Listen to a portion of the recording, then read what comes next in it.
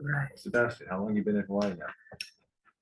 3 weeks now. 3 weeks? I did all of last semester online, Yeah. which was good because I didn't have to pay rent. But it was just like perfectly my classes that were all online. I was like, yes, none of them were in person. And the time difference was part of it? Yeah, 3 hours or Yeah. 2 hours, depending on whether we're falling back or springing forward. Right. Yeah, so I'd start class like usually around 12, like middle of the day, which is nice. I get to sleep in like every day. It's also good to be in person finally. Especially in person. Right. Yeah, no, I know, yeah. So today we're gonna kind of like do a bunch of review stuff.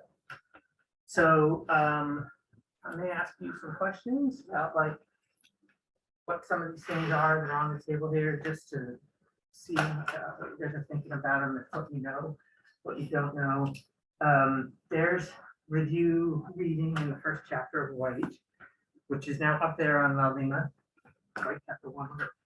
So we're going to continue. We start talking about periodic table last time. We're going to talk about the underlying electronic configurations, a little bit about periodic properties, because these end up being really important in geochemistry, how different minerals and components of aquatic systems, for instance, behave, can be deduced, or the conditions can be deduced by what we call elemental substitution, which involves the same kind of things that control periodic properties. We'll talk a little bit about bonding and the molecular orbitals that are behind them, just super schematically, just to remind you that that stuff exists and it affects the geometries of things. And then we'll finish up just talking a little bit about chemical reactions. This is hopefully all reminded. So I also just note that in some places I abbreviate electrons as E minus, just so you know, like what that is. Okay, so we talked about this last time. Hopefully this wasn't too opaque, but this is basically the periodic chart from the perspective of what do they do with their electrons. Give them, take them, be ambivalent, or be isolationist, which are basically the metals, metalloids, non-metals, and the noble gases. This actual chart.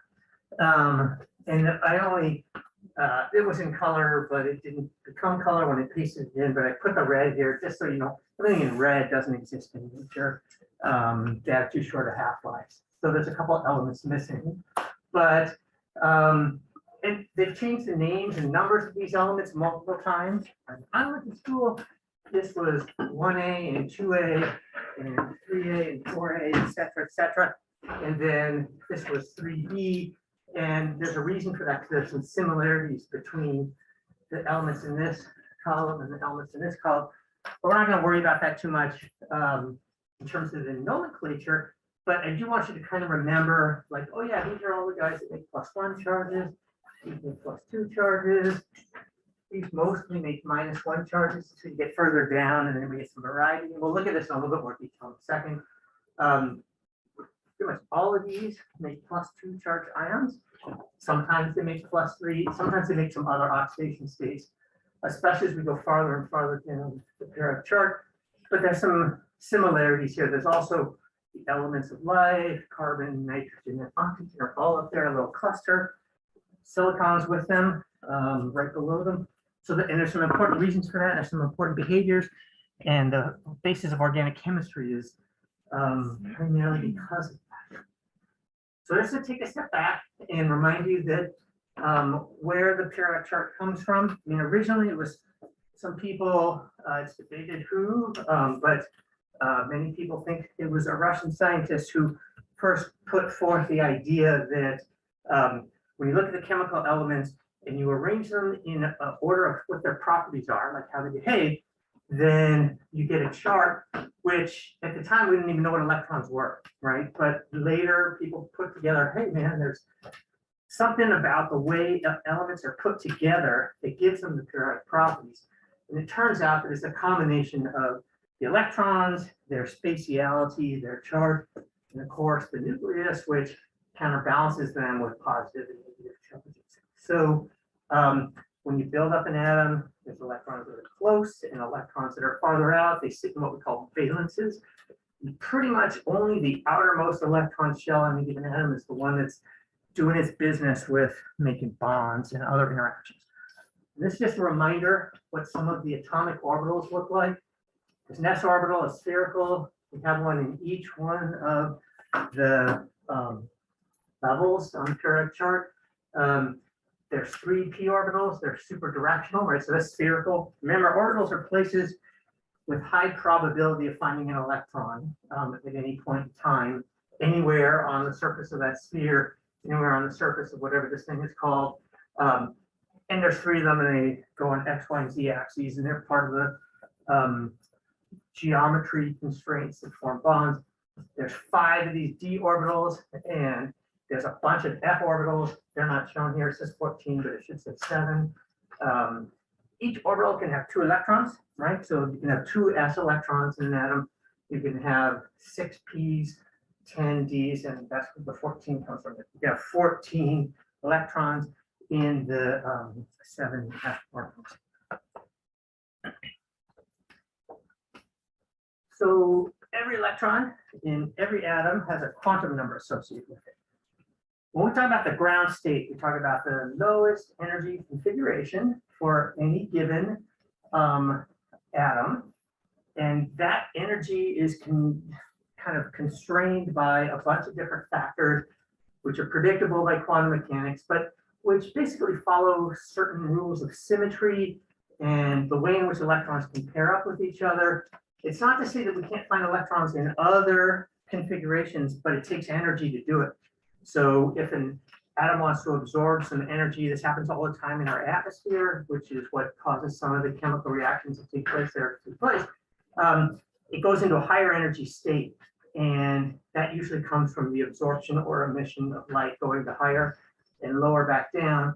And no 2 electrons in an atom can have the same valence state or the same quantum number that defines it. So there's a number that's the principal component, the principal valence shell. Those correspond to these rows here, right? Row 1, 2, 3, 4, 5, 6. And if you recall, as we go up through the levels, we add a type of orbital. So in the first row, we only have s. In the second row, we got s and p. So these are the filling of the s orbital. These are the filling of the p orbitals. When we go up to the third row, we get s, p, and d. And so that's the basis of this chart, right? We can have 2 electrons in the s orbital in the first shell, and the only thing that's different about them is their spin, right? Those have to be opposite. Sometimes you'll see people abbreviate these little arrows pointing up and down. When we get to the 2 level, we can have s's again, but we can also have p's. So this is the genesis of the 2 electrons in the s and 6 electrons across all the p's. So that's 8 total, which again corresponds to the 8 members of the second row, 1, 2, all the way up to here. So there are some kind of geometrical rules for why, even though before there's any electrons in anything, the energy states of these things are as listed here, but once you start filling stuff in, things start to rearrange. It has kind of to do with 2 factors. One is symmetry, like electrons either being all the way around a nucleus, and shielding, so that as we put an electron into a s orbital, when it's flying around, it partially protects or shields, if we will, or counteracts the positive charge on the nucleus, so that the next electron that comes in sees a different charge. So this is the reason why, as we fill things up, and sometimes people, like I say, put in an up arrow and a down arrow, counting up the number of electrons that go in, there's some switches here. So for instance, if you look back to this chart and you see the way it's set up, you'll see that the 3D orbital elements are down here, and they fill in their electrons after the 4s. Just turns out that they're slightly higher in energy. So when you're pumping electrons into an atom and you get to argon, you want to go up to the next atom, you basically start putting stuff into the s shell for 4 before the d shell, which is scandium, is the first element that does that. So again, you don't have to memorize that stuff, but it is useful to remember which elements have valence electrons in which things, because it does affect their behavior. So these guys over here that basically have in their valence shell, now we're not counting everything that's at a lower level than their outermost shell, they only have s orbitals, which are symmetrical. And The reason why we get a +1 and a +2 charge for these and these is primarily because by getting rid of this one electron, we go to a closed shell configuration that looks like neon. A closed shell configuration where all the electrons are filled and happy and there's no holes, make these things super stable. That's why they're the noble gas. So a noble gas configuration, as you probably remember, is a very stable thing, very few chemical reactions involving noble gases. And it's all because of this electron configuration. And these guys, they can lose one electron, but they're happier losing two. So they go to their noble gas configuration. We get +2 charges for all these ions. It gets a little bit more complicated. We'll look at a diagram of common oxidation states in a second. But as we go farther and farther down through the chart, we get more diversity in charges. And that's because some of these kind of symmetry and energy arguments that really define the valence states up here in the upper part of the chart start to break down lower down, because there's like a lot more stuff going on that's helping to cause nuances in the way things feel. It's also useful to know that those F electron, F orbital electron block is this stuff down here. We're going to talk a lot about the rare earth elements. They're reusable all the time in geochemistry. We'll talk a little bit about this row, the actinides, pretty much only thorium and uranium. These are two elements that I use all the time in my research, so that's why I'm interested in them. But they have kind of another unique set of chemical characteristics that we treat them as a group because these f orbital electrons tend to not be involved in bonds. The orbitals are just way too directional, even more directional than these d orbitals, which are already highly directional. You can see here that there's no nodes, meaning no electron density at the nucleus there. There is here, and the directionality increases, right? This has got 2 lobes, this has got each one of these got 4 lobes, even this donut thing apparently has 4 lobes. And when you go up to f orbitals, you have 5 lobes. So stuff's like super directional. It's too geometrically constrained to make chemical bonds. So we rarely make bonds with f orbitals. I don't know why this stopped advancing.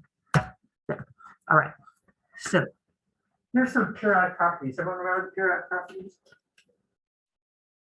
Stuff like size, which is defined as atomic radius, the size of an ion. So remember what an ion is? Adding or subtracting an electron. So most of these things are defined for making a positive ion, meaning removing an electron. There's another term called ionic energy or ion potential, which as we get further and further across the periodic chart becomes less and less likely, right? Like fluorine doesn't want to lose an electron and have an oxygen configuration. It wants to gain an electron and become like neon in this electronic configuration. And that's the genesis of another term called electronegativity, right? So if we look at an isoelectronic series, which means we go all the way across the chart and we look at elements that have the same charge, meaning we take 1 electron off of lithium, we take 2 electrons off of beryllium, we take 3 off of boron, 4 off of carbon. That makes it isoelectronic. Then we see a contraction. And that's because the more electrons we pull off of the outer valence, the more charge from the nucleus that all the other electrons that are still there feel, and they all get kind of sucked in. So this is going to become important, especially when we talk about similarly charged ions. Where they sit in the periodic chart is going to determine their size, and their size is going to affect how they partition into minerals. So that elements that have similar size and similar charge swap out for each other really easily. And ones that don't. So for instance, we find strontium substituting in for calcium pretty commonly. They both take the same charge. This one's a little bit bigger, but not too much. We also find magnesium partitioning in for calcium in conditions like, for instance, in the mineral plagioclase, calcium plagioclase. We also have other kinds of substitutions. We'll get into this later. There's a whole set of rules called Goldschmidt's rules that basically tell us the likelihood of substitution as a function of size, electronegativity, and something called mineral strain. Because as you can imagine, a mineral lattice is like a super structured thing that if you put in an ion of a slightly different size, it tweaks the kind of bonds of the mineral a little bit, but if you put in a really differently sized thing, it tweaks it by a lot. So for instance, all these dudes down here take a +3 charge, with one exception, which is europium, which we'll talk about in a second. But so because they take a +3 charge, they tend to substitute into minerals where other things that are +3 charge are in there. For instance, aluminum would take a +3 charge. Boron does as well, but we tend to not find very many minerals based on boron. Things like scandium, iron. You can see if you look in closely, you'll see that there's some charges on these things. They tell you that iron can take either the +3 or +2, commonly stated. And what determines what charge something is has something to do with the oxidation state of the environment, which for us is basically going to boil down to, is there oxygen present or not? Like if you go into the interior of the Earth, no oxygen, oxidation state is different. So we're going to get to our more reduced chemical forms. This is all stuff we'll get to over time, but I just want you to sort of see how all these things are put together with the periodic chart. So this is a depiction of the chart. It's got the S block, it's got the D block, it's got the P block. Didn't bother putting the F block on here across the bottom, but this is a depiction of their size and their most common oxidation state. Remember, oxidation means losing of an electron, so it means a positive ion. And something called reduction is gaining an electron, which is negative. So these guys over here are reduced relative to the atom, they have negative charge. All these things with pluses are oxidants. So you can see these guys are the biggest, right? At least over most of the metals. And they kind of get smaller, smaller, smaller until boom, we jump up to these negatively charged things and they get bigger because all of the electrons get pushed out a little bit by not having as much charge in the nucleus to counteract them in a positive charge. Want to talk a little bit about size in this group here for a second, just because it's important. So this is how size, ionic radius, in picometers, a pico is a 10 to the minus 12, and how they vary across that group. So it's a smooth variation except for europium, which commonly takes a +2 charge instead of a +3 charge. It has to do with the electronic configuration. When you leave one extra electron on this thing, it ends up having a more stable, symmetrical looking electronic shell. Cerium can sometimes exist in either the +4 state or the +3. This is more rare that it happens, but you can see what happens, you know, that the sizes go way off. And so one of the things we look for is europium anomalies. They tell us that we have europium in the 2+ state. Certain minerals get them or not because europium 2+ behaves more like calcium 2+. And so it can be sucked into minerals that have calcium in them by replacing into the calcium hole. And the rest of these things partition into the mineral on the basis of their size. So this is an example over here of what we call mineral melt partition coefficients. This is for a basaltic system. Mineral melt partition coefficient is a fancy name for just saying we look at the ratio of any chemical element in a mineral and in the melt that it's sitting in. It's just a ratio, right? So if the value were 1, it would mean there was equal amounts in both places. If the value is less than 1, then it means that there's less in the mineral than in the melt. Elements that are of that category we call incompatible because they don't like to go into minerals. They like to stay in the melt. Or when we first start to melt, for instance, the mantle beneath Kilauea, the very first little droplets of melt get a lot of these elements in them because they prefer to be in the melt than in the mineral. So you can see that different minerals have different patterns for them, right? For olivine, the partition coefficient, these are orders of magnitude, right? So between here and here is a factor of 1,000. There's a factor of 1,000 difference ratio between lanthanum and lutetium. It's low, but for all cases, but in any event, if we were to pull a bunch of olivine out of a magma, and that was the only thing we pulled out, the magma started out with an equal concentration of all these things, then we would see a pattern imparted onto the magma by that crystallization based on this set of distribution coefficients. Some other ones look at it like plagioclase. So if we take feldspar out, it's pretty flat across these elements. There isn't much variation except at europium because of this. So we see the development of europium anomalies in some magmas, and it's all on the basis of the fact because of this different charge and size, europium has a way different partitioning behavior. Another element that's, or mineral, I should say, is really interesting to look at is garnet, right? So it turns out that as we go down in the mantle, we reach a certain pressure where garnet becomes stable, right? It depends on where you are. It depends on some other conditions in the mantle, but it's something like 80 to 100 kilometers down. So in the early days, we didn't really know where magma, what depth magma was forming in the mantle. Now we do because of a variety of different types of investigations. But one of the simplest one was the recognition that the mineral garnet imposes a really interesting kind of pattern on the elemental partitioning. You can see how high the values are. So of all these minerals here, garnet is the most preferred for the rare earths in a basaltic system. So when there's garnet present, these elements are going to go in.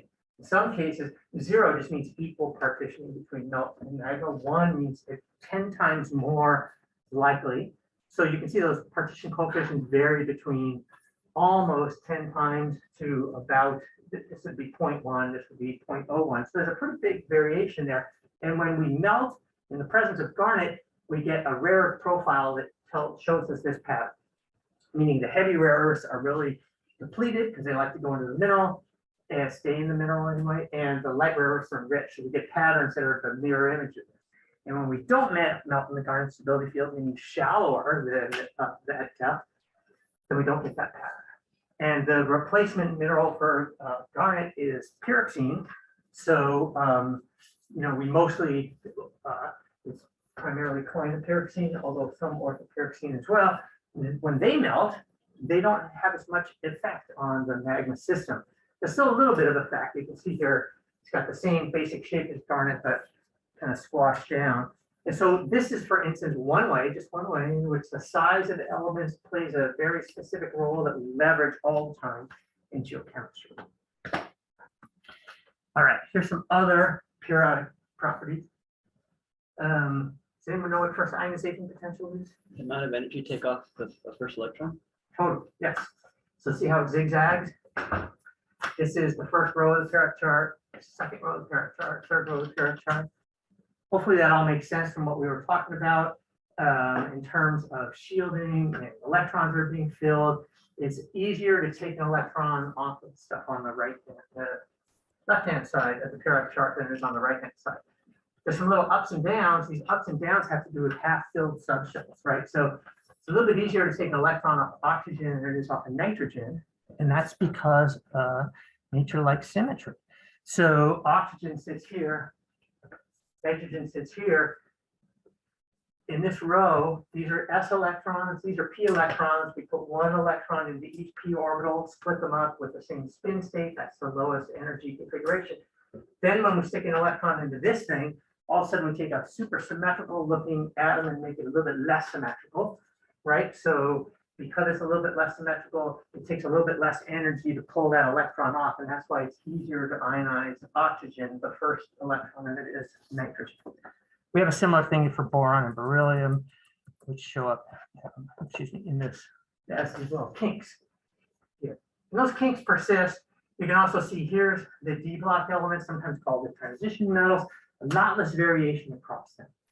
And the F blocks, the lanthanides, which we were just talking about, they're not even on here because it's just like the diagram will get too stretched out, but there's even less variation as we go along that. So it's kind of useful that these groups of elements have a lot less variation in how hard or easy it is to oxidize them, so that size becomes the primary reason why they partition. Electronegativity. Anyone define that one? All electronically negative. Like H is the least, and I think fluorine is the most. Yes, that is correct. It is the propensity of an element to take an electron or not. So high electronegativity means that that element in the presence of others wants to grab an electron. That's the genesis of my greedy element category. They take it from another element which has a low electronegativity, which sometimes people refer to as a high electropositivity, right? So lithium, for instance, in that upper left-hand corner of the chart, has a really low electronegativity. It's like happy to give up this electron. And part of it's because it gets a symmetrical shell that looks just like noble gas, this thing beneath it, which in this case is helium. And as we go across the chart, that increases, okay? And the reason that's important is because of the covalency of bonds. Whenever I talk about covalent bonds, I don't know, always flash onto the movie 21 Jump Street because there's like this hilarious definition of covalent bonds in there. If you've ever seen it, does anyone know what a covalent bond is and what the other kind of bond is? Chemical bond? Covalence, like when you share them. And then ionic is like when one element takes electrons more than the other one and will act like more positive or negative. Exactly.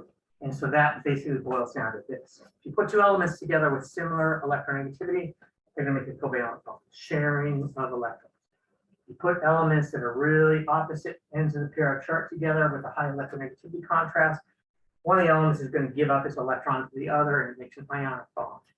That becomes super important for us for understanding how chemicals behave in the environment, because ionically bonded substances tend to be really soluble in water and covalent bonded substances tend to not. We can find exceptions to both those things, but the relative solubility in water, which ends up affecting everything like the way soils form, the way minerals break down, the way chemical elements are or aren't bioavailable within aquatic ecosystems, all those things kind of boil down to these two parameters in the chemicals that they associate with in the environment.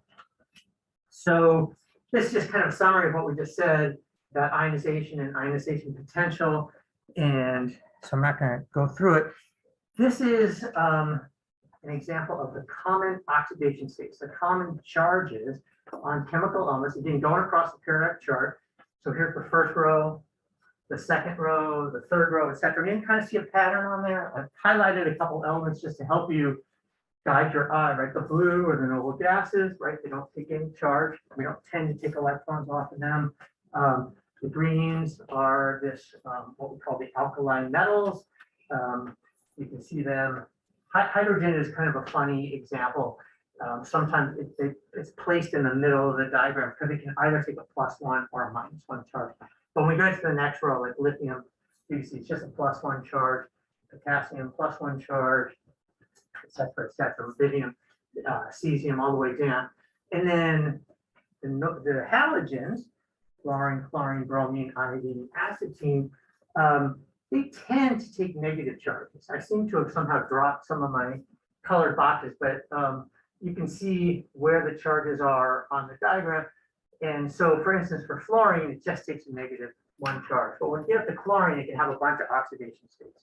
And in fact, chlorine is another one of these marker elements that, for instance, it's the most abundant element in seawater. It's always in this condition. But we can get to some conditions that are more oxidized, where something else wants to take an electron from chlorine, and so we get to these higher oxidation states. They're pretty rare in nature. They're common in chemistry. They're used in chemical synthesis all the time. And this is from a chemistry text, so it includes more oxidation states than we find. But the point I want you to see is that it is periodic. It's got that pattern to it. And the higher up you go through the periodic table, down the valences, the more oxidation states you find, meaning the more variety that we can have. Does everyone remember writing out electron configurations using this notation?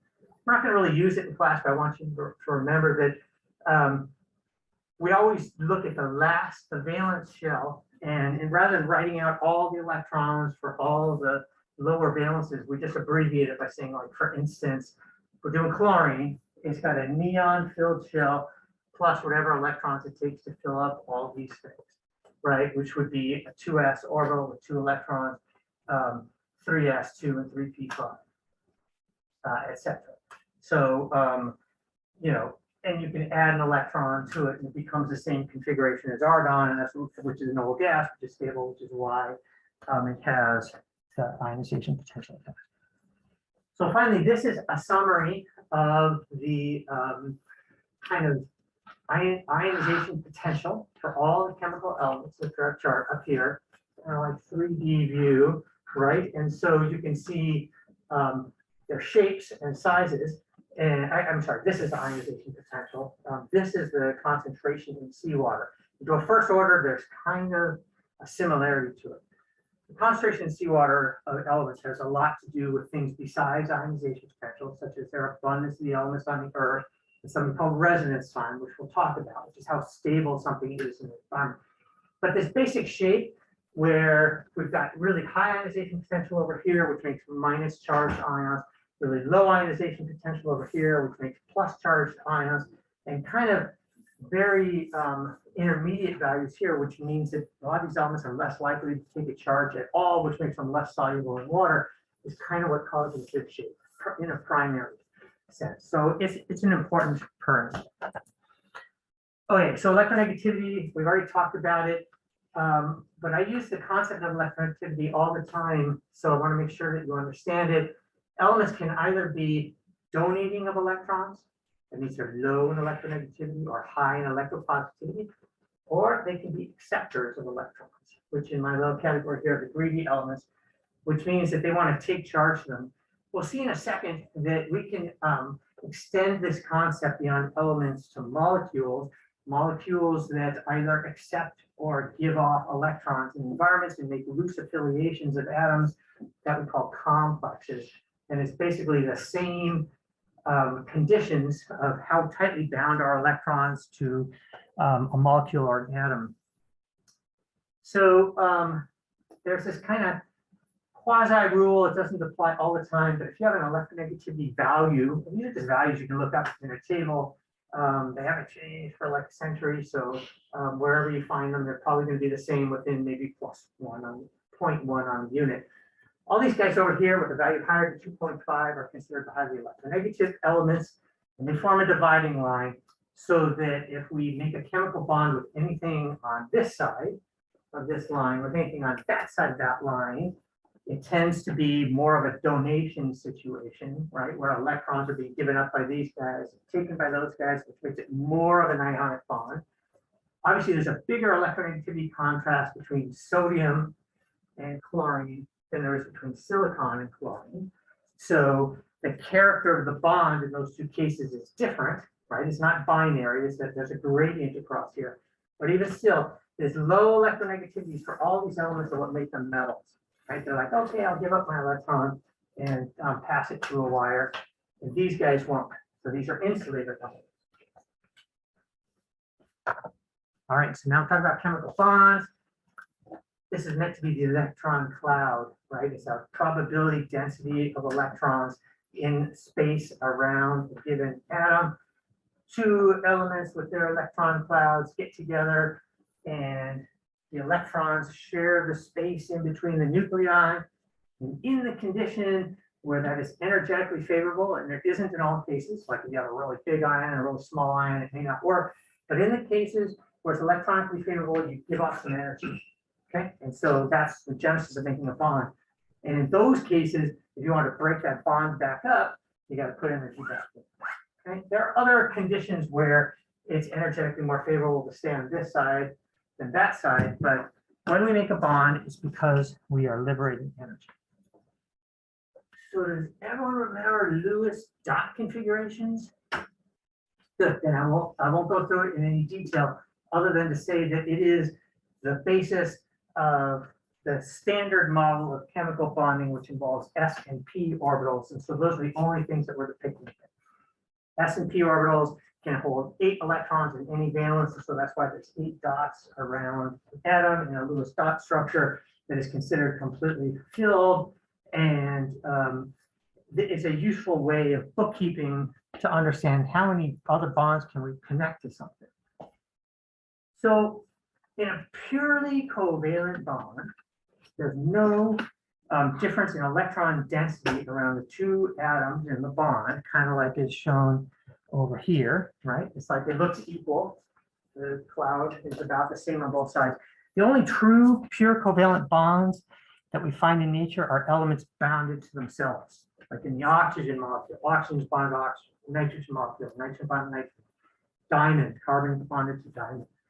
Whenever we get to two elements with slightly different electronegativities, even if it's a covalent bond, if one of the two atoms is a little bit more electronegative than the other, and here I've given you the example of a halocarbon, chlorine connected to a carbon, the chlorine's got a higher electronegativity, which we could tell by going here and looking at our table, right? Chlorine is 3, the carbon is 2.5. They're similar, right? But this is going to pull the electrons to a little bit more than this. because it's got a slightly higher electronegativity. So we call that, a partially polar covalent bond. The electron cloud is pulled over towards the chlorine.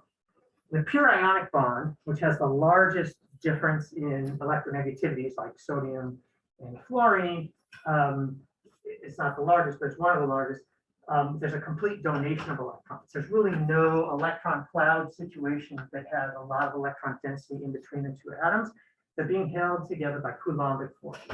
One element is giving its electron to the other, and then they're just like sucking next to each other because of charge. And that's why when we stick them in the water, they dissociate. So officially, the distinction between the pure covalent and the pure ionic bond versus bonds that have some polar character and everything in between is defined by the difference in electronegativity of the two atoms. If it's 50% or less of the maximum possible electronegativity contrast, then the bond is considered more covalent, when it's polar covalent. And if the difference is greater than 50, then the bond is considered more ionic. There's still some sharing. It may be harder to break those things apart, which makes them harder to dissolve in the water, but it's still mostly an ionic. And this is just kind of a depiction of that. Purely covalent, chlorine gas, kind of a polar covalent situation, hydrochloric acid, which, as we know, when we stick it in water, likes to dissociate a lot. It's a strong acid and makes hydrogen ions and chlorine anions. And sodium chloride, where there's really no kind of bond other than the electrostatic charge. Okay, bonding orbitals. Just looking at the time here. Whenever, this is a super basic depiction of what really happens, but whenever we combine an elemental atomic orbital with another one to make a chemical bond, if we mix two bonds together, two orbitals together, we get two orbitals from it. We get a bonding orbital and an anti-bonding orbital. What those clouds are meant to show you is like where the electrons hang out in those combined orbitals. So in the bonding orbital, the electrons hang out between the two nuclei, which are the black dots. In the anti-bonding orbital, they hang out on opposite sides. So it takes energy to break this bond, and breaking this bond basically means taking both of these two electrons and promoting them up into the anti-bonding orbitals, right? You can put two electrons into this orbital, and that forms a strong bond. But sometimes, for instance, in very energetic situations like up in the atmosphere, where we have energetic light above the level of the stratosphere, we can constantly bombard chemicals with enough light energy to break them apart into atoms. So for instance, we find oxygen atoms in the stratosphere and above. We find various other kind of chemical species with unpaired electrons. These shapes of these orbitals that are resulting depend on the directionality of the orbitals that are combined. Right, so we can put p orbitals together and get something, put s orbitals together and get something. Commonly, when we put a combination of s and p orbitals together, we get what's called a hybrid. So you may remember the terms sp3 and sp2 hybridization. Those are basically like sticking all the orbitals into a blender and coming up with the geometrically most favorable thing to make bonds. So for instance, if we take one s orbital and three p orbitals, and we make bonding orbitals out of them in sp3 hybridization, we get four lobes that each one is an electronic orbital that is for bonding that are at the corners of the tetrahedron. Those happen to be the farthest apart areas of space for four things that we can have. Methane, the common form of reduced form of carbon, has sp3 hybridization. And the angle between each of these bonds is exactly what we would predict from tetrahedral coordination, which is 109.5. Ammonia, which if you look at your periodic chart, nitrogen sits next to carbon, so it's got one extra electron that it comes to the party with. So when we draw this Lewis dot structure, it's got what we call a lone pair, unpaired electrons that are not bonded to hydrogen. But we populate all the other ones with hydrogens. We see we get a molecule that still has sp3 hybridization, but this extra pair of electrons pushes down a molecule and squeezes the angle between these three down a little bit, so that angle goes down to 107. Same thing for water, except it's now got, oxygen has 2 unpaired electrons. So that squeezes the angle a little bit more. This angle goes down to 104. Part of why this is important is that these electrons are now available to be donated to other things in the environment to help stabilize positive charges. And that's one of the bases of complexation and chelation, which we're going to talk about in a second. But this kind of configuration is very common in nature. It's why we have tetrahedra of silica that make up our minerals, for instance. So it's useful to know what it is. Another super important kind of hybridization is, well, let's say we take 1 s orbital and 2 p orbitals and leave 1 p behind. That makes something called sp2 hybridization. So it turns out that when you mix 3 things together, the farthest apart you can make anything is on a plane with 120 degrees between them, and that's the basis of sp2 hybridization.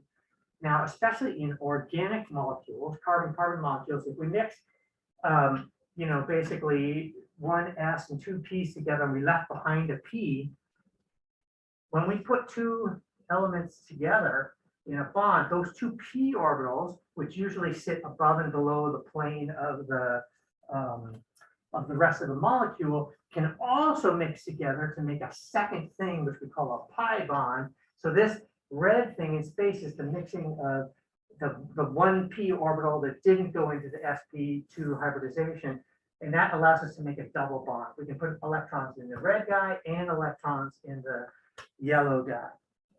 Okay, so you can kind of see it here. This is the same molecule. This is the molecule ethane, C2H4, ethylene, because it's got a double bond.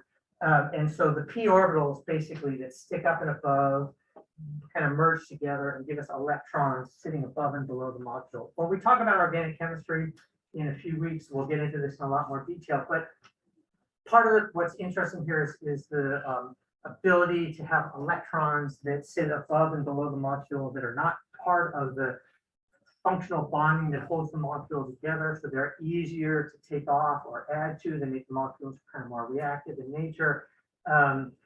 And the geometric constraints, the flat planar molecule. So if you think about graphite, the difference between diamond and graphite has it's sheets of flat planar things where it's got this kind of hybridization, whereas diamond has this kind of hybridization. Okay, so another common thing that has sp2 hybridization is the carbonate anion. By the end of the semester, you're going to be totally sick of carbonate anion because I talk about it a lot. If you take CO2 and you stick it in water, you make something called carbonic acid. That carbonic acid dissociates into bicarbonate and sometimes into carbonate.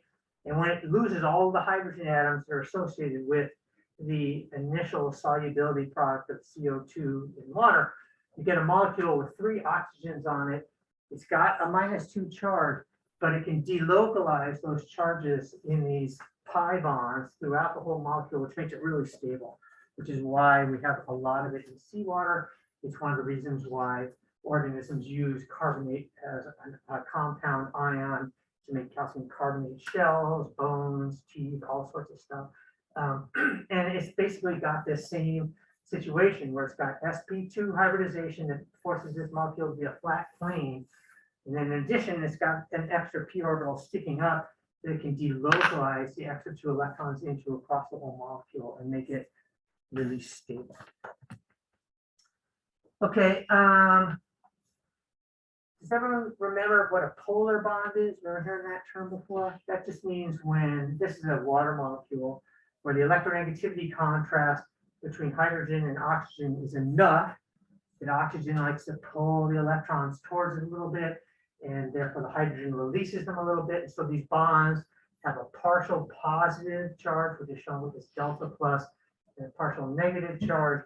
And so, for instance, part of the reason why water is such a good solvent for ionic substances is that if we throw some sodium and some chlorine into the water molecules will park their negative end next to the positively charged ion and help stabilize it. The process called hydration. And the negatively charged things like chlorine will park on this side of the wall. And so you can put a bunch of waters around something that it depends on the size of the something that we've stuck in. but two common states are putting 4 waters around a molecule, an atom or molecule, or 6, which are tetrahedral and octahedral coordination respectively. So for instance, this is a bunch of water molecules without anything else in there, but they're partial polar bonds, right? They're partially positive ends and negative ends are depicted, but also shown now are the orbitals that are in sp3 hybridization that have the lone pair of electrons.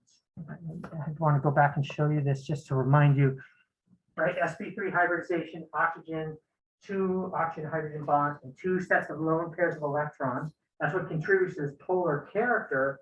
So if we put a bunch of water molecules together, the partial positive sides and the partial negative sides get together, and that's the basis of hydrogen bonding, which is what makes water be a liquid at room temperature, even though it's got a really low molecular weight, and other similarly low molecular weight materials that don't have these kind of partial polar bonds, don't hold together, and therefore they are gases at room temperature.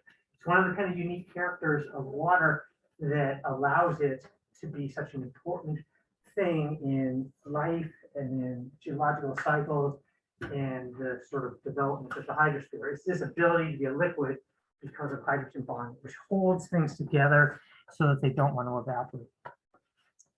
All right, so now our last topic here is chemical reactions. So I'm going to talk about 6 different kinds of chemical reactions. There are other kinds, but these are the most common kinds that we have. First one is a phase change. Pretty simple one, right? Water as a solid, going to water as a liquid, going to water as a gas, or vice versa. These little arrows mean equilibrium. Perhaps when, you know, in previous chemistry courses or whatever, you've seen like 2 arrows, like half arrow going in another direction. I don't have that font, so I just use the double-headed arrow to mean equilibrium. And this obviously drives the hydrologic cycle, right? The reaction between these 2 things is like snow and glaciers and or melting thereof. This is like evaporation of water out of the ocean. Is that direction? Precipitation is that direction, etc. We can even, under some conditions, go from this directly to that. It's a process called sublimation. It happens in a very dry atmosphere that tends to be very cold. Here's another really important phase change reaction, aragonite to calcite. So there's 2 forms of calcium carbonate that we find on Earth. The thermodynamically stable form that would just form out of water if we took calcium carbonate in solution and started to drive down is this stuff. The only time we find aragonite, I won't just say the only, but the majority of times we find aragonite is because it's biologically precipitated. So for instance, corals like to make their calcium carbonate skeleton with aragonite. There's another kind of marine organism called a pteropod. It's a phytoplankton that lives in the very surface oceans, also makes its shell out of aragonite. What's interesting is that in seawater or in fresh water, if we present some aragonite and calcite, this stuff is less stable and dissolves really quickly. So we can look at assemblages in paleo sediments or paleo coral reef tracts and understand which what conditions it was formed at and what conditions it experienced afterward by looking at the relative proportions of these 2 things. There's some other chemical differences too. This is a much more open structure, so it gets more substitution. If you recall, I was talking about how strontium, the element strontium, can partition into minerals as a function of their structure. Strontium has the same charge as calcium. It sits right below it in the chart. So it turns out that because of the structural differences between this and this, we can put about 10 times as much strontium into this molecule as in this molecule. So that even if we get to a situation where this stuff has been recrystallized into this, it sometimes retains extra strontium, and we can say something about the progenitor of a deposit that's now completely containing calcite, for instance, a marble, and say, for instance, what proportion of the shell fragments that went into that in a pre-metamorpho state were aragonite versus calcite. So that's a phase change. Phase change chemistry, basically, if you remember your thermodynamics, you remember the chemical reactions are controlled by something called Gibbs free energy, and Gibbs free energy is a combination of enthalpy and entropy. Entropy is the amount of disorder in a system. Enthalpy is a measure of the amount of energy stored in chemical bonds. So it turns out that phase change reactions like this are pretty much dominated by enthalpy considerations, just the amount of energy stored in bonds between these two things. Entropy isn't as big playing of a role in this case. Right, this is a bond reorganization, and it's the most complicated chemical reaction you can think of, not on purpose, but because I want to, you know, kind of illustrate the breaking and forming of bonds. So this, I don't know what this equal sign, this was like some other font that got substituted somehow.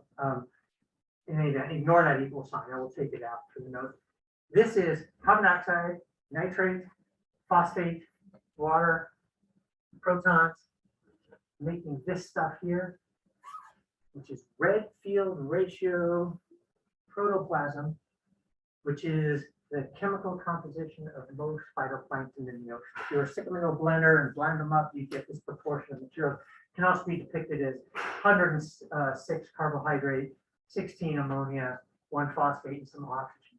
That's the basis of photosynthesis, is going from here down to here. In respiration, what we all do, if we were respiring algoprotoplasm, would take us from this back up to this. It turns out, as we'll talk about later in the semester, this ratio for aquatic photosynthesizing organisms holds within about 1%.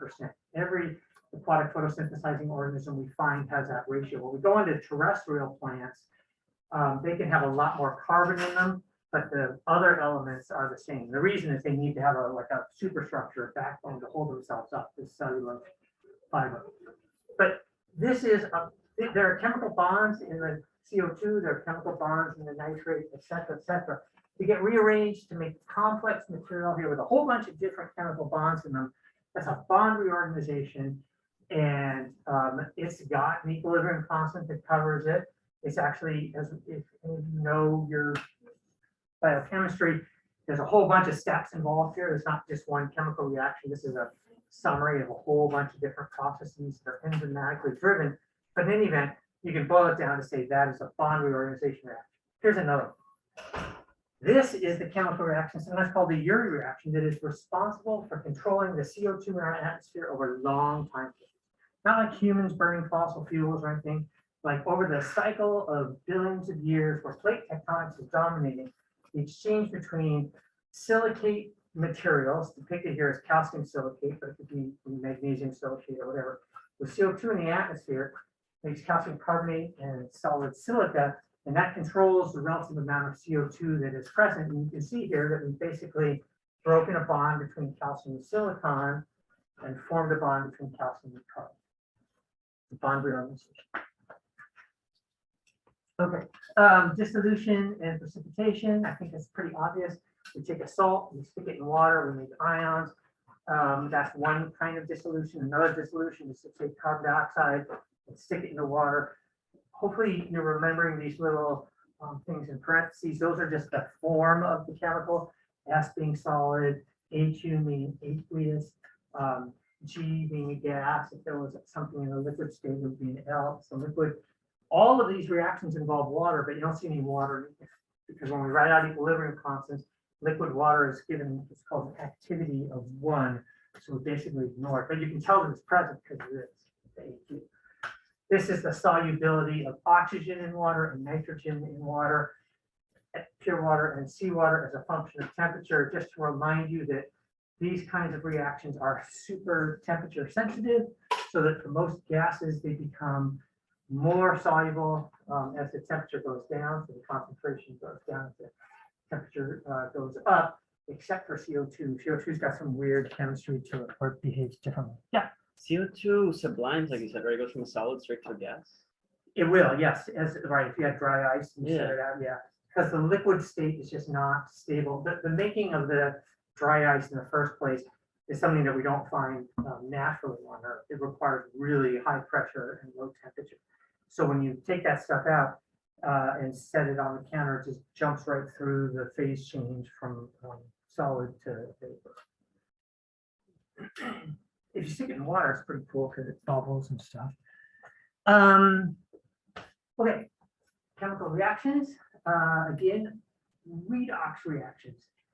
So you probably remember learning about this from the perspective of batteries at some point. We're going to talk about redox again. It'll be one of the things that by the end of the semester, you're going to be totally sick of. I talk about it a lot, but it's the transfer of electrons between chemicals and what defines an oxidation reduction reaction, abbreviated as redox. I don't know why it's not abbreviated as oxred, but anyway, there's a transfer of electrons from one state to another. So we'll talk about this later in detail, but if you were to count up the oxidation state of manganese, in this case, it's +4, and over here it's +2. So manganese has lost some electrons. At the same time, iron has gone from a +2 state to a +3 state, has gained some electrons. In this case, it's obvious to see because we've got ionic species that are written out. We can see the charge. Sometimes there's chemical reactions where everything has a molecule, and you have to follow some rules to basically figure out the oxidation state. It turns out that these kinds of reactions are super sensitive to the relative amount of oxygen in the environment. So we're up here at the surface of the Earth with all our photosynthesis going on and stuff. There's plenty of oxygen. And so all the chemical elements take a state that is the most oxidized thing they can have in the presence of oxygen. But when we go to a place where we're isolated from the atmosphere and or it's dark and we can't do photosynthesis, which produces oxygen, oxygen gets consumed and we go down to a lower oxidation state environment, we start to find reduced chemicals. That was the genesis of the red beds that I talked about previously last time on Earth. Before we had a lot of photosynthesis, we didn't have oxygen in our atmosphere, so all of our iron was in this form, which is soluble in water, instead of this form, which is not very soluble in water. We'll talk about that in a lot more detail, as I say, but it's another classic chemical reaction. And then finally, there's this, well, not finally, there's one more after this, but there's this category, which is maybe a little bit different than you would have learned about in chemistry class. This is a non-stoichiometric reaction. So remember, stoichiometry is like mole for mole exchange or chemical reactions transferred. In a non-stoichiometric reaction, we get less than a full mole of something doing a thing with a full mole of something else. Ion substitution is a good example of that. We have a clay mineral, as we'll talk about later in the semester. They take negative charges on them, so positive ions can be held onto their surface. And an ion exchange reaction, for instance, is sodium in water in equilibrium with a clay mineral with potassium on its surfaces, reacts to release potassium into water and have sodium on the clay mineral. So now if you expand up to the whole periodic chart of positive ions, you will find that there's some proportion, and it depends on the structure of the clay mineral, which they're very complicated, as well as the conditions in the solution, like its pH and so forth, what proportion of sodium ions and potassium ions and strontium and barium and calcium and a whole bunch of other stuff are sitting on the mineral.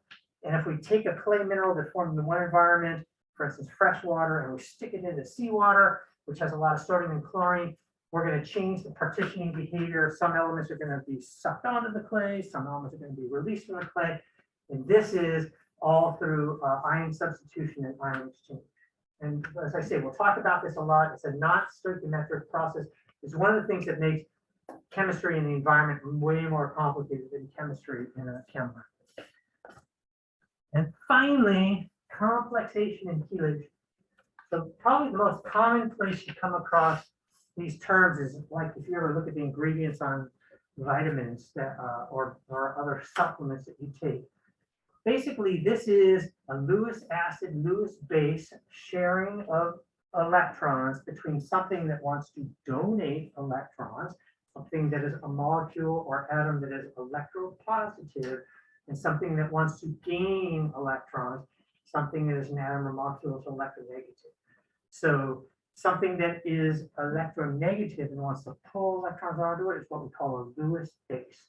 Something that is electropositive we call a Lewis acid. What this really means is we have a molecule in solution with, for instance, a negative charge on it and a metal in solution with a positive charge. These guys are going to get together. And it's not going to be a true chemical bond. In this case, I put two of these carboxylate anions. Don't worry about the word, the name, we'll talk about it later. Two of these carboxylate anions next to a metal with that dashed line.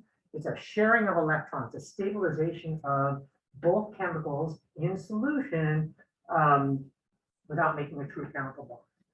And these are, again, super important for the development of composition in the hydrologic cycle, because the presence or absence of dissolved organic matter, which is what this kind of represents, has a big effect on the solubility of metals. A lot of metals are not very soluble in seawater or fresh water until they hook up with one of these organic chemicals. So the relative proportion of organic material to inorganic material, how much life there is in an environment, has a big role on the mobility of chemical elements. This is another chemical that's commonly found as a chelating agent called EDTA, stands for ethylene, which is this thing, diamine, which are these two nitrogens, tetraacetic acid, which are each of these four things, in the acetate form, because they've lost the hydrogen. Again, when we talk about organic chemistry, this will make more sense to you, but this is what's called a multidentate ligand. The ligand is the Lewis base, the thing that's donating the electrons. It's got four things on it that can donate electrons. So this one molecule can make four little bonds with a single metal. It makes a very, very stable complex. And as I say, we'll talk about complexation and chelation more as we evolve through the semester. Let's see, okay. So this is a simple kind of complexation. I've already alluded to it, hydration. If we take an iron ion and we stick it in water, water is polar, right? It's got its negatively charged side, its positively charged side. It's going to park its negatively charged sides next to this positively charged metal, Lewis acid, Lewis base, electron sharing going on. 6 of these can bind around an iron in octahedral coordination. The important thing about this complex, this is what we find in solution when we look. Not this, but this. See how this came with a +2 charge? This has no charge. So this complex has a +2 charge on it. So the charge hasn't changed. Water is like parking its electrons up by the iron, but overall this whole thing has a +2 charge still. In solution, it's just stabilized by the presence of the water. In some cases, the ligand has a charge on it. I like with chlorine ions in solution. When they come up and park themselves against this, we start to counterbalance charges. We're still not making a bond. It's not an ionic bond. The way we know this is by using various spectroscopic methods and looking at the locations in space of things in the solution. And we find that the distances here are way bigger than would be allowed for it to have a true chemical bond. So ligands are things that donate electrons to Lewis bases. A unidentate ligand can only donate one electron. Okay, so it's got basically one parking spot on it that a metal can come next to. A multidentate ligand has multiple spots on them. So for instance, this example of EDTA, which has 4 things on it, it's a quadradentate ligand. These are just some other examples. If we have some iron, now iron 3+, we stick it in water, and it's also got some chlorine ions and some ammonia ions, both of which can also be ligands. They're Lewis bases. Ammonia's got a lone pair, just like oxygen in water does. And chloride ions has a lone pair all around it, lone pairs all around it. So we can come with a whole bunch of different complexes, different combinations. Each one has an equilibrium constant that governs how easily or not it's going to form. We can get the iron 3 hexachloro complex, which now given a -3 charge, because each chlorine has a -1 charge. There's 6 of them. The iron has a +3 charge. We can also have the hexaamino iron complex. That gets a +3 charge, because these dudes come in, they don't have any charge on them. And we can get all these mixed complexes, and as well as, and by writing them out, complexes where we got some water in there as well. So as you can imagine, in natural environments, we can have a lot of different complexing agents and a lot of different metals. So there's a very wide variety of complexes that are formed, and there can be some competition, right? In a solution that's just pure iron with chlorine and ammonia, the relative proportion of all these different forms is going to be on the basis of the energetics of the iron chlorine association and the iron ammonia association. If you go into a real solution, it's also got some manganese in it, and some copper, and some cobalt, and some nickel. And then the arrangement of ions into these complexes depends on all of the relative energetic considerations. Like for instance, does chlorine prefer to bond with, or associate with nickel or cobalt more than with iron. And we'll talk about that in some detail.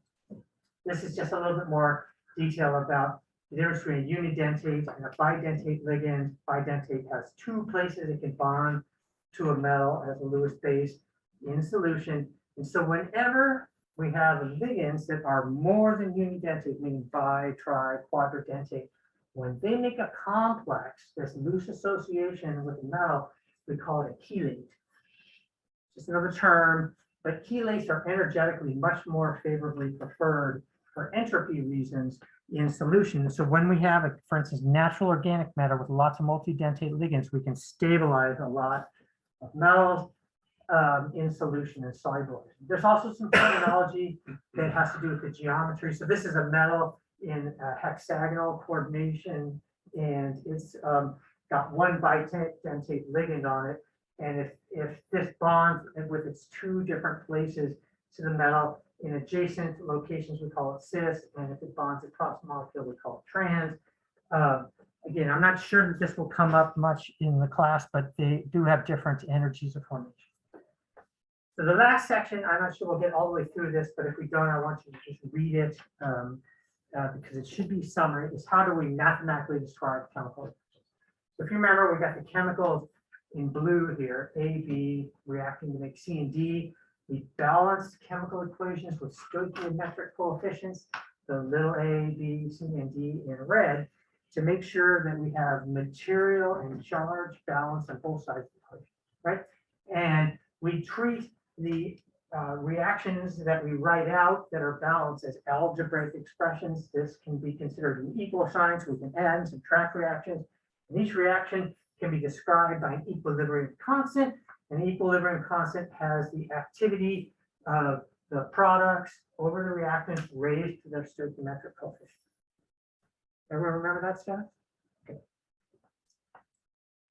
Okay. This is, for instance, the equilibrium constant K for that chemical reaction.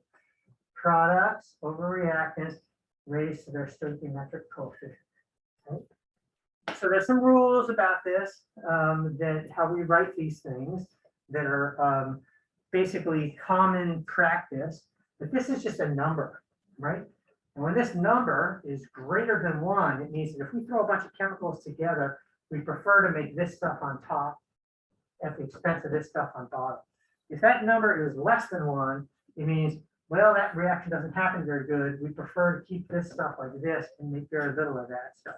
So we can compare chemical reactions to equilibrium constants and say something about, we throw a mix of stuff together, what's it going to make? Now, there's one other aspect of this, which is how fast does it happen? And in geology and geologic time, some chemical reactions that are super slow can happen, and they seem like, oh, great, things occur. But we also find a lot of chemical disequilibrium, conditions where the stuff that we find here is in a proportion that's different than we predict by chemical equilibrium, because we haven't given the reaction enough time to happen. This is common in metamorphic rocks. So we have to use something called chemical kinetics to pull that out. Okay, so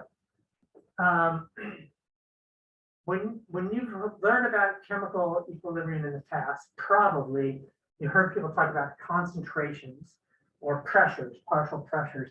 But in reality, the things that go in here are what we call activities. It is the amount of chemical that is physically present in a state that can react with other things. And as I alluded to last time, when you do stuff like you say, oh, this is an ideal gas, or this is an ideal solution, the concentration or the partial pressure equals the activity. But in reality, nothing is ideal, right? And so activity is a way of saying, yeah, we may have 1 mole per liter or something, A, but because A has some unusual chemical characteristics that cause it to, for instance, chelate with something else or bind to some other thing in what we call an ion pair, only half of the A that is present is participating in a chemical reaction. So its activity is a half. We're going to talk in detail about how we can predict. It's not predicted by thermodynamics. It's predicted by other kinds of secondary considerations. The activity of something and why it's different than its concentration. Another great example is, let's say we got a reaction that involves a gas. something is liberating a gas, for instance, calcium carbonate mineral under high temperature can start to release CO2. Well, if we do that at the surface of the Earth, it's different than if we do it way down, like for instance, in country rock next to a magma chamber, like we find at Mount Vesuvius, where there's carbonate rocks at depth. When it produces CO2, that CO2 that wants to be a gas is under extreme pressure, and so it doesn't behave as an activity of 1 for every mole of CO2 liberated. It behaves like in chemical reactions, like about 1/10 of that. So we call that the fugacity. The fugacity of CO2 is different than its pressure, and that's what really controls chemical equilibrium. So how much stuff is actually available to do a chemical reaction, not how much is there in one of its various forms. And like I say, we'll talk about activity coefficients in a little bit more detail coming up. But there's a couple other rules I just want to remind you of when we're writing out equilibrium constants. When we have solids and when we have pure liquid water, we give them an activity of 1, and then they don't show up in these equations. They're basically wrapped up into the K. Okay. So the other thing to note is that when you look up an equilibrium constant, it's given for a specific pressure and temperature. Right? So you can have the same exact mixes of chemicals at 0 degrees C and 100 degrees C. There's going to be a different proportion that forms because equilibrium constants can be different. So we can also have a mix of chemicals that are not chemical equilibrium. And we describe the proportions of their things there with something called Q, the reaction coefficient. It's written exactly like an equilibrium coefficient. Okay? An equilibrium constant. The only difference is that we have the non-equilibrium proportions here. So when Q, the reaction coefficient, is less than K, when we write it out, Q being less than K means we got less stuff up here in the numerator than equilibrium would predict. Then that tells us that if we're going to progress through equilibrium, some of this A and B is going to react to make some C and D.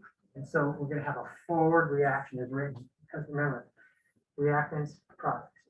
If Q is greater than K, then we got too much stuff up here and we're going to get the back reaction happening.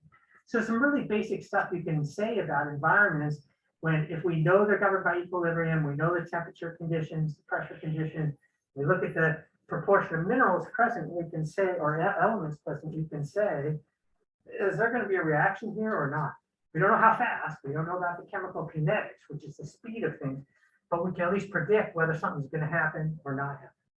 And this is a really useful way of thinking about things in geochemistry, because the farther the distance between Q and K, the more out of equilibrium we are, the more likely something's going to happen.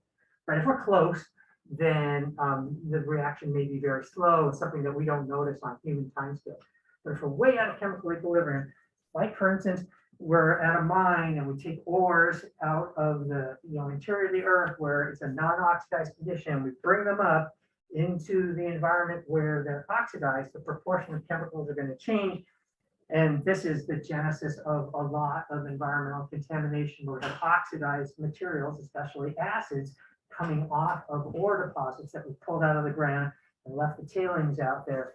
And that gives something called acid mine discharge. And there, I mean, there's hundreds and hundreds of examples like this. So the last couple of slides are basically how do we mathematically combine chemical reactions. I've written out a couple here.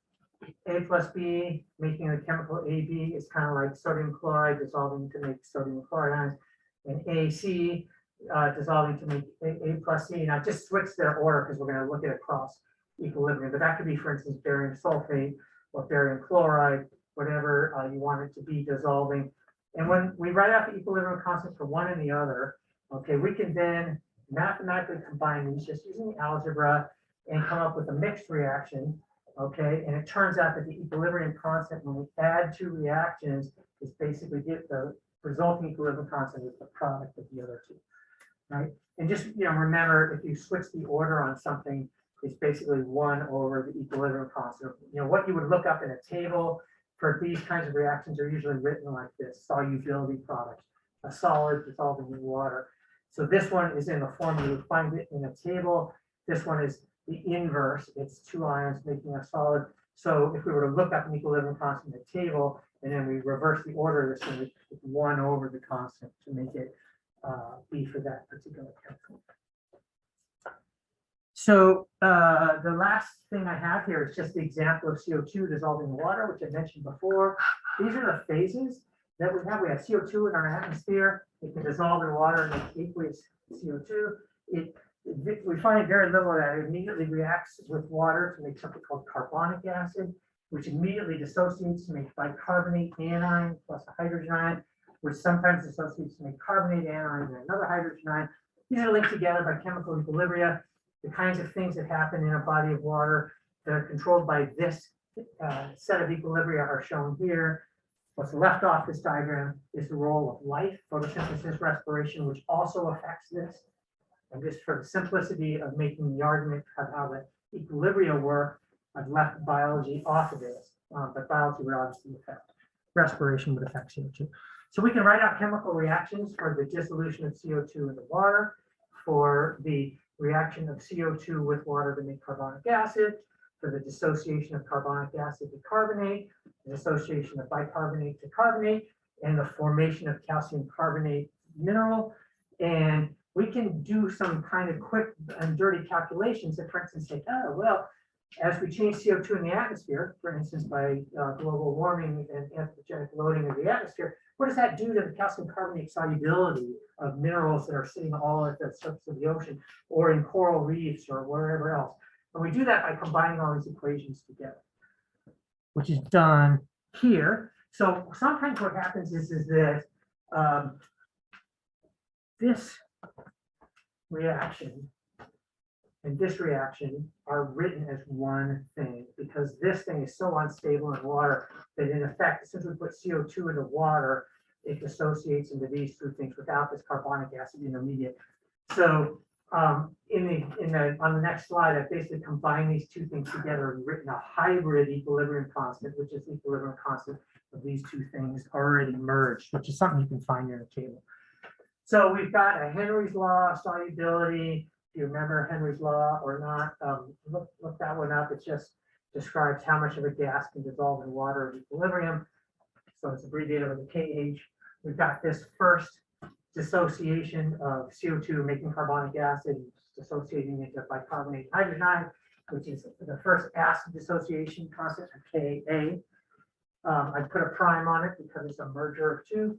We've got the second acid dissociation of bicarbonate to carbonate, which is Ka2, second acid dissociation. And then we have the solubility of calcium carbonate. So we can follow the mathematical rules. We rearrange all these things so that we can add them together and cancel out various products and reactants to get the simplest chemical reaction, which is done here. I'm not going to try to walk through the math, but you can look at how I've rearranged stuff and substituted one thing into the other. It's just algebra to come up with an expression that says the concentration of calcium in solution is related to this combination of equilibrium constants plus the hydrogen ion concentration squared. That's basically a reflection of pH and the partial pressure of CO2.